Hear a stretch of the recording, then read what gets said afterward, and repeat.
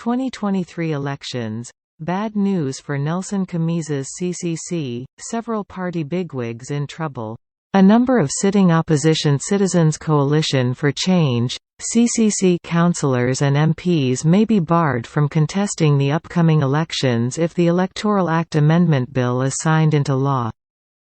The heavily criticized law was gazetted last year and seeks to, among other things, disqualify aspiring candidates with criminal records.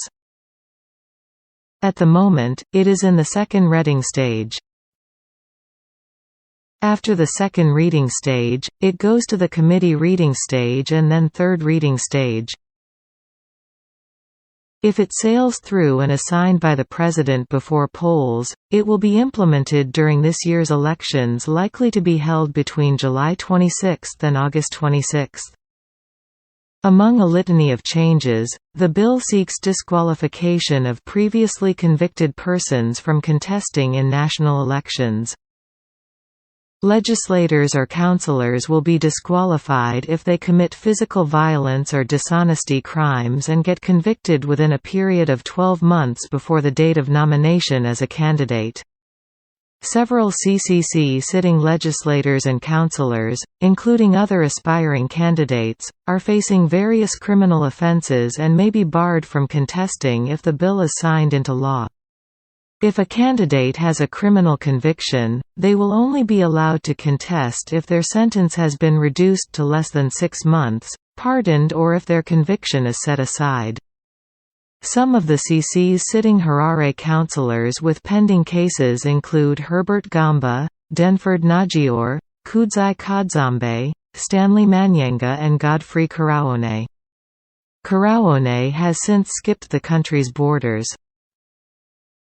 Sitting CCC members of parliament with pending cases include Vice President Tendai Biti, Acting National Organizer Amos Chabaya, Acting Deputy Chairperson Job Sikala, Jonah Mamome, Godfrey Sithole, Costa Makingatha and David Chimhini. Also, Vice President Lynette Karani Kaur and aspiring legislator Vimbai Tome have pending cases. CCC spokesperson Fadzai Mahir was convicted last week by a Harare magistrate and fined $500 or 3 months in jail for publishing falsehoods prejudicial to the state.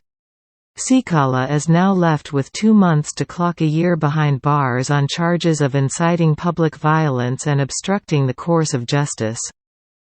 Lawyer Chris Mike said the proposed law was unjust. The proposition to bar the potential candidates stipulated in the bill is, obviously, grossly unfair and inimical to fair contestation in a genuine democratic system, Mike said. That unfairness is especially detectable in present-day Zimbabwe, wherein lawfare is intensely pervasive.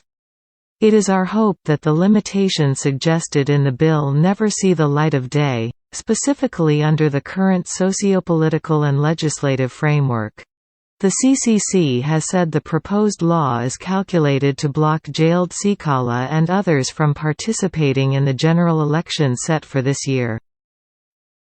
This amendment is calculated to ensure our members who are facing targeted prosecutions and are victims of clear weaponization of the law to silence the opposition do not stand as candidates, CCC said in a statement.